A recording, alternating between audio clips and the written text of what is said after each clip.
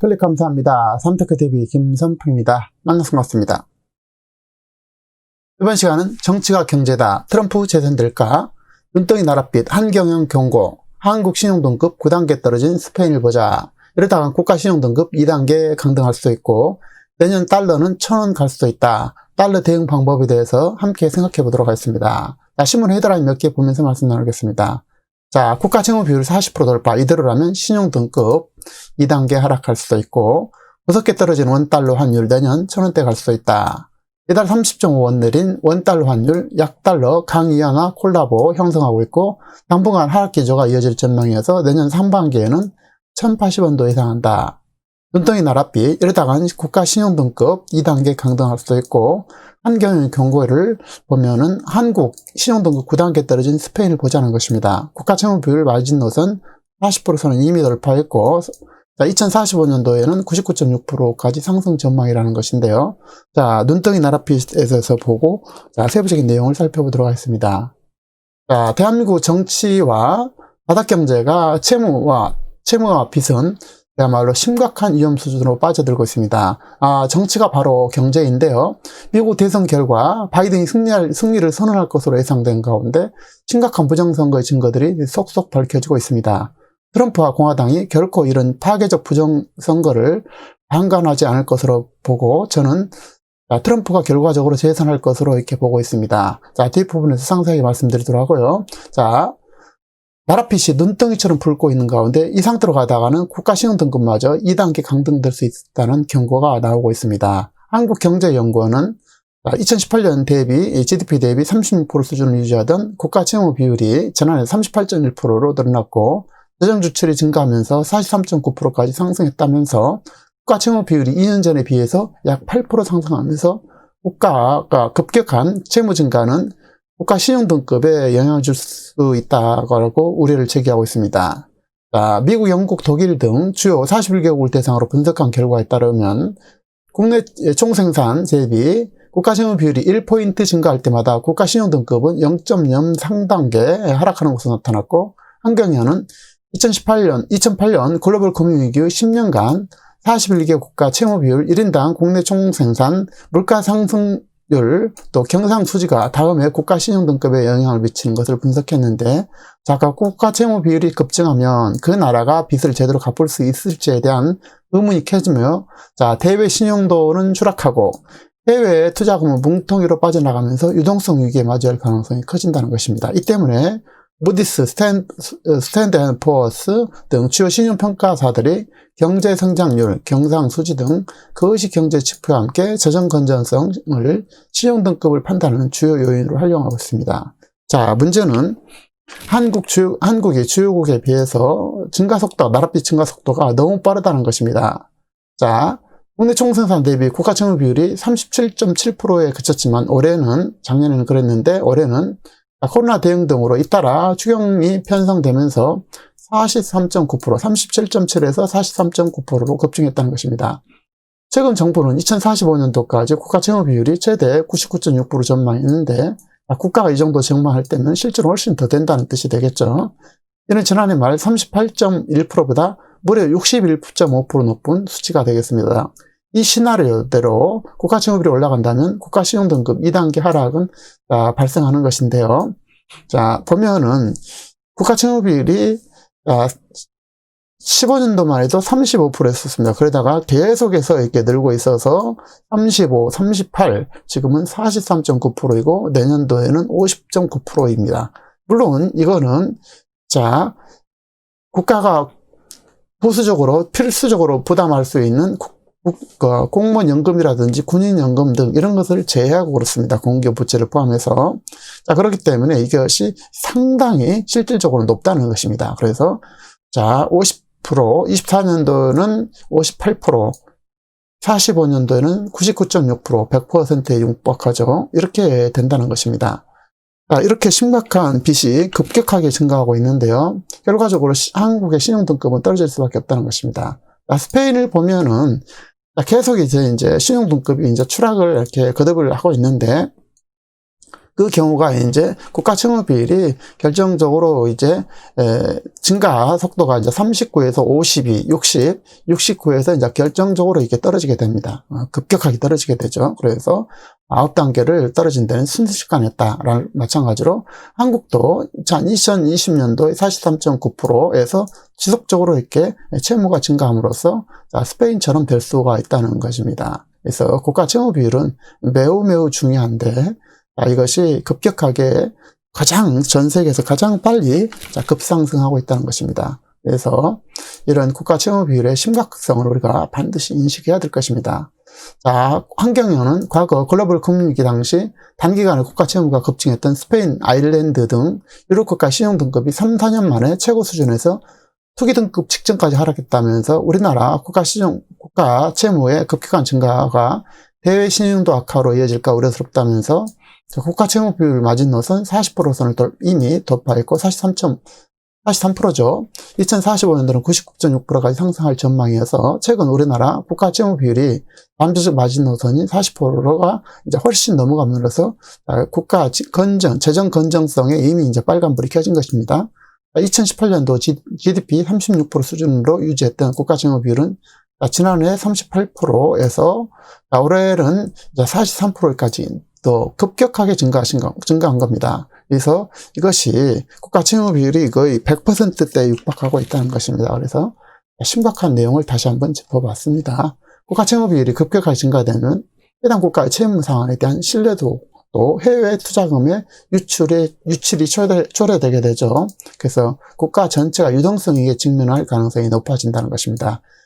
이에 따라서 이제 경제 성장률, 경상수지 등 거시 경제 지표와 함께해서 재정 건전성, 신용 등급을 판단하는 주요 요인으로 이제 판단하고 이것 때문에 우리나라가 국가 신용 등급이 스페인처럼 9단계에 떨어지는 그 스페인처럼 우리가 충분히 인식하고 그에 대한 대비를 해야 될 것인데 현재로서는 그런 가능성이 거의 없죠. 그래서 지금 이제 국가가 신용 등급이 하락하게 된다면 이렇게 엄청난 실업자가 몰리게 되고 모든 것들이 이제 거지가 나타나게 되죠.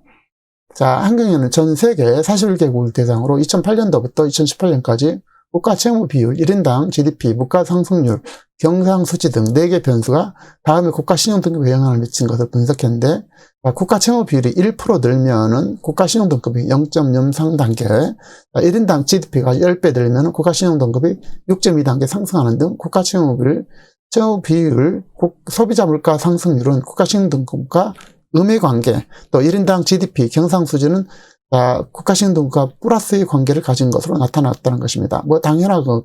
당연한 거지만 이제 구체적으로 연구를 통해서 이제 분석했다는 것이죠. 최근 우리나라 국가 채무 수준이 주요국에 비해서 낮다는 인식이 있는데 재정 건전성에 대한 과시는 매우 드물이라면서 스페인과 아일랜드 사례에서 볼 수 있을 것처럼 탄탄했던 재정이 무너진 것은 한순간이고 훼손된 재정 건전성을 복구하는 것이 매우 어렵기 때문에 평상시에 관리를 잘 해야 한다고 지적하고 있습니다. 자, 추강호 실장은 국가 채무 비율이 절대적인 수치뿐 아니라 증가하는 속도가 너무 빠른 것. 자, 우리나라가 전 세계로 가장 빠르죠. 또 걱정이라면서 우리나라가 고령화 사회에 접어들고 복지 지출 수요가 급격한 증가되고 최근 사례에서 발표된 것처럼 재정 준칙안의 실효성을 높이는 방안으로 보완해 나가야 되는데 이것을 지금 엉터리를 하고 있죠. 자, 다음은 이제 무섭게 떨어지는 원달러 환율 내년에 1,000원대 갈 수 이거에 대해서 살펴보도록 하겠습니다. 자, 전문가들은 올해 말 원달러 환율이 1,100원대까지 떨어질 수 있다고 내다봤고 내년엔 1,000원대에 진입할 수 있다는 전망도 나오고 있습니다. 자, 보시는 바와 같이 원달러 환율이 지난 6개월 동안 이제 끊임없이 이제 하락하고 있습니다. 그래서 1,160원, 1,180원 이상, 1,170~1,180원까지 갔던 것이 지금은 오늘 이 시간에 1,121.9원이 되고 있습니다. 그래서 상당히 많이 추락했는데요. 자, 원달러 환율이 이달 들어서 더 가파르게 하락했습니다. 보시는 바와 같이 10월 초 1,163.4원의 거래를 마쳤던 원달러 환율은 11월 7일 오전 기준 1,121.9원까지 하락하면서 한 달 사이에 무려 41.5원으로 내렸습니다. 41.5원이 내렸죠. 코로나 사태 이후로 따져보면 하락폭이 더 커서 지난 3월 19일 1,285.7원에 불과 8개월도 안 돼서 163원이 떨어진 것입니다. 163.8원이네요. 그래서 급격하게 달러가 떨어졌다라는 것이고 앞으로 더 떨어진다는 것이 되겠죠. 자, 그런데 달러 선물 지수도 보면은 92.292로 매우 지금 낮고 있습니다. 평균 지금 100 정도를 유지를 해야 되는데요. 100을 유지해야 되는데 100보다는 좀 낮은 상태가 되고 있죠. 그래서 전체적으로 이제 달러 지수는 낮다. 원달러 환율이 전반적인 영향을 미친 것은 달러 약세가 되었고 주요 6개국 통화 대비 달러 가치를 나타내는 달러 인덱스는 92.297로 여전히 낮은 수준에 머물고 있습니다. 92.297이죠. 자, 미국 중앙은행이 코로나 사태 이후 돈 풀기 나서면서 시중에 유동성이 공급되고 추가 부양책 기대감이 커져서이고, 자, 또 미국 대선에도 민주당이 집권하는 블루웨이 기대감이 커진 점도 달러 약세를 끌고 있다는 것입니다. 자, 실제로는 이렇게 되지는 않을 것 같은데 제 생각은. 자, 어쨌든 이제 전체적인 의견은 그런 것 같습니다. 달러 약세보다 원화 강세가 더 큰 비중을 영향을 준 것은 또 하나 이제 중국 이하나 강세가 되겠는데, 중국 인민은행은 달러당 이하나 환율을 6.6725 위안으로 고시했고 지난해 마지막 거래일 6.6703보다는 0.03% 상승 했지만 여전히 낮은 수준을 유지하고 있고 코로나 사태 이후 확진자 수가 빠르게 줄어들면서 안정화되고 있고 중국 정부가 이른바 쌍순환 내수와 수출을 부양책을 통해 경제 살리기에 나섰다는 것입니다. 자, 외환시장 전문가들은 당분간 원달러 환율이 하락할 것이라고 예상하고 있고 달러 약세와 이하나 강세 기조가 지속될 것이라고 내다보고 있습니다. 외환 전문가들은 올해 분위기가 바뀔 것 같이 크게 바뀔지 않다고 내다보고 기술적으로 원달러 환율이 1110원대까지 내려갈 가능성이 있다고 보고 있습니다. 단기적으로 출렁이는 모습을 보이다 내년께 더 큰 폭으로 내릴 것이라고 전망도 제기되고 있고 박상현 하이투자증권 연구원은 내년 상반기까지 살펴보더라도 달러 약세, 이하나 강세 기조는 이어질 것이라면서 속도가 완만해질 수는 있지만 기조 자체는 유지될 것이라면서 내년 상반기 원달러 환율이 1080원에서 1090원대로 1000원대로 진입할 가능성도 내다보고 있습니다. 최근 하락 속도가 빨랐던 만큼 조만간 진정 조짐을 보일 거라는 의견도 이제 반대로 있죠. 자, 오창석 현대차증권 연구원은 원달러 환율이 이미 많이 내려왔다면서 국내에서도 외환 당국이 이미 구두 개입에 나섰고 중국도 경기 회복 이슈가 있지만 환율 하락에 부담들었기 때문에 속도 조절에 나설 것이라고 전망하고 있습니다. 그러면서 원달러 환율은 연말까지 1100원대 초반까지 하락해 바닥을 형성할 것이라고 내다보고 있습니다. 자, 하지만 이제 결론이 되겠습니다. 자, 원달러 환율, 달러는 매우 안전자산으로 위기를 대비하는데 가장 중요한 수단이죠. 자, 결론을 말씀드리겠습니다. 대한민국 경제와 바닥 경제와 채무 빚은 심각한 위험 수준으로 빠져들고 있습니다. 정치가 바로 경제이죠. 미국 대선 결과 바이든이 승리를 선언할 것으로 예상되는 가운데 심각한 부정선거 증거들이 속속 밝혀지고 있습니다. 트럼프와 공화당이 결코 이런 파괴적 부정선거를 방관하지 않을 것으로 저는 판단하고 있고 결과적으로 트럼프가 재선할 것으로 보고 있습니다. 미국이 부정선거로 자유민주주의가 파괴된다는 것은 바로 미국을 떠나서 전 지구적 재앙이 될 것이고 대한민국은 머지않아 중국에 애속될 것으로 봅니다. 정치가 파괴되고 무너지게 되면 경제는 보수적으로 무너지게 됩니다. 경제를 추구하는 사람들은 자유시장 그리고 법치와 상식을 중시하지만 공산주의는 목적을 위해서 수단과 방법을 가리지 않고 법도 공산당의 유지와 존재에 필요한 수단일 뿐입니다. 법은 필요에 따라서 공산당에 맞춰서 적용될 뿐이죠. 중요한 것은 자유와 경제를 지키기 위해서 불가피하게 정치의 주인으로서 감시 감독하고 주인의 역할을 수행할 수밖에 없다는 것이 되겠습니다. 주인이 주인 노릇을 하지 않거나 못하게 된다면 노예로 전락하는 것은 너무나 당연하죠. 달러는 바이든이 되든 트럼프가 되든 당분간 경기를 부양책을 사용할 수밖에 없으므로 원달러 환율은 1000원대까지 하락할 수도 있을 것 같으나 결과적으로 미국도 코로나로 심대한 경제적 타격을 받았고 임대료를 연말까지 유예하는 등 수많은 경제 위험을 요인을 안고 있습니다. 트럼프가 재집권할 때는 중국 미래는 크게 흔들릴 것으로 보고 대한민국 현 상태라면 경제가 무너지고 경제 위기가 반드시 차지할 수밖에 없으므로 각자 판단에 따라서 달러가 가장 저렴한 시점에 저렴한 가격대에 달러를 사주신다면 위기 시에 큰 볼을 움켜쥐고 큰 부자가 될 수 있을 것으로 봅니다. 달러는 안전자산 개념으로 보유하시기 바라고요.